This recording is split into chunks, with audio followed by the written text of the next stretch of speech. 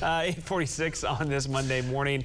Hey, well, maybe not that, but some water, pool, lake, whatever, would be nice over the next few days around here with reasonable water levels. For August, it's August. It's supposed to be hot, right? And that's what we're going to be starting off the month with here. But, we're trying to glance ahead. Now, I know not everyone hates summer weather, summer heat, because even with the heat stretch we've had, I've had people saying, I love this, I love this. Yeah, of course. Yeah, some people love this, the really high summer heat we've had.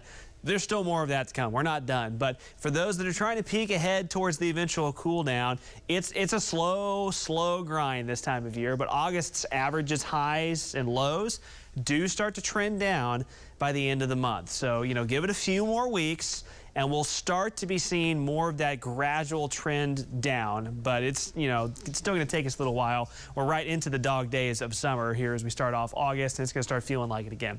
Looking from downtown to the west, still a few rain curtains on the horizon. Here's a look from Muskogee as well, from the VA hospital. A little rain curtain just off from the camera view. These are very spotty in nature around Muskogee, Tahlequah, east of Tahlequah, Stillwell. Along I-40 to the south, there's been some downpours hanging in from Henrietta to Dustin. A little bit's trying to sneak into Eufaula, where you really need it because you've been missing out on these rains. Kiowa to Hartshorn, you've been having some rain here for the last couple of hours, light to moderate. In Wilburton, a downpour or two. And around the metro, again, some light rain has developed from downtown, now rolling up to the airport. And there's that heavier downpour. Again, the trend has been for these to make it to about Sand Springs and Sapulpa and then fall apart before they get into Tulsa. That one's kind of doing the same thing right now. We'll give you a rundown for the next few days. After today, the rain chances do take a break, at least for a couple of mornings and afternoons. Highs on our side of the state into the mid-90s. Of course, cloudier spots and end up just a few degrees cooler. Tomorrow morning, warm and muggy. Of course, the last several mornings, we've had flare-ups of showers and thunderstorms.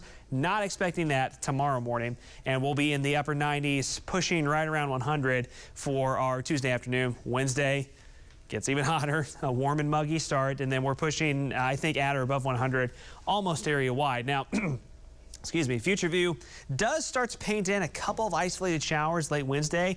There's another weak front that's going to come dropping out of Kansas and kind of stall out. This front won't be as strong as the one we had last week as far as a temperature cool down goes, but from Wednesday night into Thursday morning, at least an opportunity for a few scattered showers and storms that may hold our highs below the triple digits. Overall, though, the heat dome starts to return and dominate over the central United States as the week goes along.